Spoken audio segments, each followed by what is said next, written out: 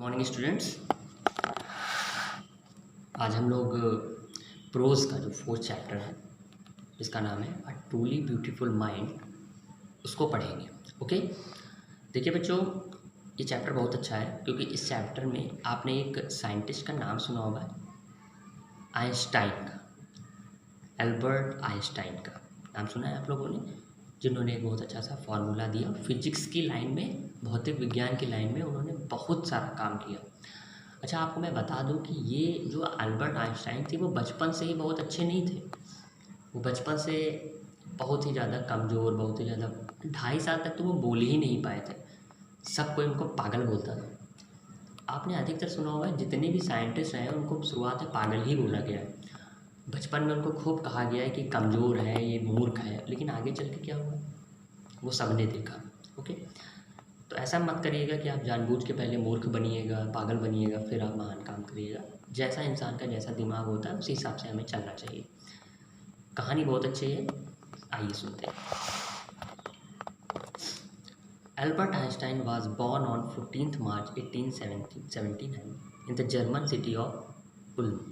Albert Einstein जो है उनका जन्म 14 मार्च 1879 को जर्मन की सिटी में हुआ था। और जर्मनी की सिटी का क्या नाम था? Ulm. Without any indication that he was destined for greatness. बिना किसी संकेत के, इंडिकेशन भी होता है संकेत के, बिना किसी संकेत के ही वॉज डिस्टाइंड फॉर ग्रेटनेस, उनको महानता प्राप्त हो गई। भाई बिना बिना किसी संकेत के उनको हम क्या बोल सकते हैं कि उनको महानता प्राप्त हो गई थी। Okay, On the contrary, his mother thought Albert was freak. To her, his head seemed much too large. On the contrary, contrary means होता है विपरीत।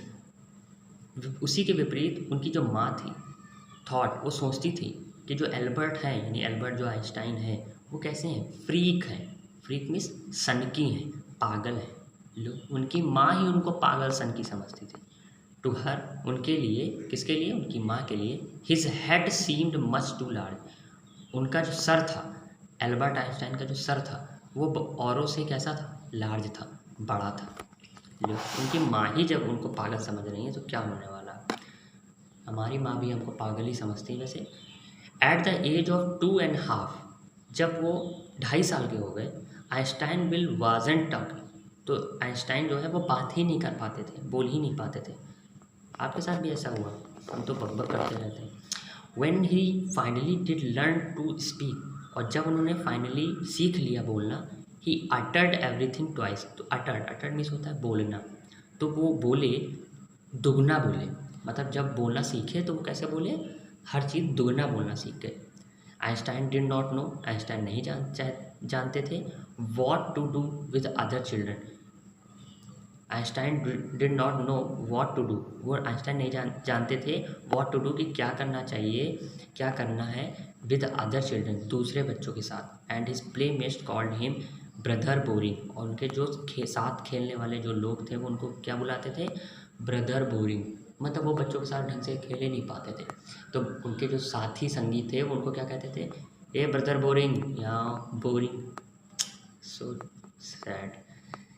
So the young played by himself much of the time, इसलिए जो youngster था वो खेलता था by the himself, खुद से ही, मच ऑफ टाइम, मतलब जब वो दूसरों के साथ खेल ही नहीं पाता था क्योंकि दूसरे लोग हंसी उड़ाते थे।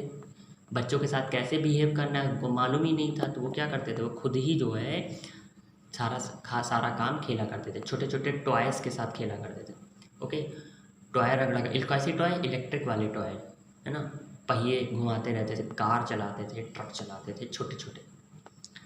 ही स्पेशली लव्ड मैकेनिकल टॉयज, वो कैसे स्पेशली जो है मुख्यतः जो है वो मैकेनिकल टॉय को पसंद करते हैं, जैसे रिमोट कंट्रोल कार है, इस टाइप को पसंद करते थे। Looking at the new born sister, अपनी न्यू बॉर्न सिस्टर माजा, इनकी एक सिस्टर पैदा हुई जिसका नाम था माजा। माजा तो हम लोग पीते हैं, तो एक चलिए इन्हें पी लेंगे। तो माजा इनकी एक सिस्टर पैदा हुई। He said to have said, तो उन्होंने कहा टू हैव सेड, उसको लेकर, फाइन फाइन अच्छी है, but where are her wheels, लेकिन उनके पहिए कहाँ हैं? अब लोग, छोटी सी बच्ची अभी पैदा हुई है और उस बच्ची को वो कैसे समझ रहे हैं, एक टॉय के जैसे समझ रहे हैं। जैसे टॉय में व्हील्स लगे होते हैं, पहिए लगे होते हैं, वैसे ही अपनी बहन को गोद में उठा के उसके पहिए ढूंढ रहे हैं। कह रहे हैं बहन तो बहुत अच्छी है लेकिन इसके पहिए कहाँ हैं, ताकि इसको भी वो चलाएं। मतलब वो एकदम कैसे समझते हैं, उस बच्ची को भी, अपनी बहन को भी एक टॉय समझते हैं। देखिए ये जो लाइन है ये इतनी सी, ये इस चैप्टर से ही रिलेटेड है लेकिन इतनी खास नहीं है, अभी मैं इसको सबसे लास्ट में बताऊंगा। ओके, ये जो अलग टाइप से इलैटिक वे में लिखी गई है। A headmaster once told his father that was Einstein chose as a professional wouldn't matter because he'll never make a success at anything. Einstein began learning to play the violin at the age of 6 because his mother wanted him to. He later became a gifted amateur violinist, maintaining this skill throughout his life. A headmaster, जो एक headmaster थे उनके, यानी कि जो उनके teacher थे, once told his father, एक बार उन्होंने उनके पिताजी से कहा था दैट कि what Einstein chose a profession, कि जो आइंस्टाइन ने कोई भी प्रोफेशन चूज़ कर ले, कोई भी व्यवसाय चूज़ कर ले, वुडेंट मैटर, ये मैटर नहीं करता, बिकॉज क्योंकि he never make a success at anything, उसको किसी भी चीज़ में सफलता मिल ही नहीं सकती। देख रहे हैं उनके हेडमास्टर भी उनको नहीं समझते थे, हेडमास्टर भी यही कहते थे कि पागल है, चाहे कुछ भी कर ले, इनको कुछ मिलने वाला तो है नहीं। Einstein began learning to play the violin at the age of 6। जब आइंस्टाइन 6 साल के हो गए तो आइंस्टाइन क्या सीखने चले गए, क्या सीखने लगे, वायलिन बजाना सीखने लगे। क्यों सीखने लगे, बिकॉज क्योंकि his mother wanted him to, क्योंकि उनकी माँ चाहती थी ऐसा, क्योंकि उनकी माँ चाहती थी कि वो वायलिन सीखे। हमारी माँ ये चाहती है कि हम बोतल में पानी भरें और फ्रिज में लगाएं, इनकी माँ चाहती थी कि वायलिन बजाएं। ही लेटर बिकेम आ गिफ्टेड एमेच्योर वायलिनिस्ट। आपको भी यही काम मिलता है ना, हमको मालूम है, पानी भरो बोतल में और फ्रिज में लगाओ, कोई भी बोतल खाली नहीं रहनी चाहिए, ऐसा ही काम मिलता है आप लोग को। देखिए भाई इनकी स्टोरी सुने, ये तो वायलिन सीख ली क्योंकि इनकी माँ चाहती थी। ही लेटर बिकम आ गिफ्टेड एमेच्योर वायलिनिस्ट, बाद में वो क्या बन गए, एक एमेच्योर वायलिनिस्ट बन गए, मीन्स एक नौसिखिया, एक शौकीन वायलिनिस्ट बन गए। Okay, maintaining the skill through out his life, अपनी पूरी ज़िंदगी जो है उन्होंने इस स्किल को मेंटेन रखा, बनाए रखा। But Albert Einstein was not a bad people, लेकिन जो एल्बर्ट आइंस्टाइन थे वो एक बैड पीपल नहीं थे, इतने बुरे भी शिष्य नहीं थे। He went to high school in Munich, वो कहाँ गए, एक हाई स्कूल में गए, मुनिच एक शहर है वहाँ पे गए। Where Einstein family had moved, जहाँ पर आइंस्टाइन फैमिली भी गई थी। व्हेन ही 15 मंथ ओल्ड, जब 15 महीने के जब और आगे बढ़ गए, मतलब 15 महीने और जब बड़े हो गए, 6 साल के तो वायलिन सीखा था, उसके बाद 15 महीने बाद वो अपनी फैमिली के साथ मुनिच चले गए, मुनिच एक शहर है। एंड स्कोर्ड गुड मार्क्स, और उन्होंने एक अच्छे मार्क्स पाए इसमें, ऑलमोस्ट एवरी सब्जेक्ट, लगभग सभी सब्जेक्ट में, मतलब इतने बुरे भी नहीं थे जितना हम लोग समझ रहे हैं। Einstein hated the school regimentation, sorry आपने पढ़ लिया क्या, मैं तो पढ़ ही नहीं पाया, regimentations and often clash with his teacher. देखिए कुछ कठिन कठिन से वर्ड आ जाते हैं, मैं भी फंस जाता हूँ, है ना। ऑलमोस्ट एवरी सब्जेक्ट, लगभग सभी सब्जेक्ट में। आइंस्टाइन हेटेड, जो आइंस्टाइन थे वो नफरत करते थे, घृणा करते थे स्कूल के रेजिमेंटेशन से।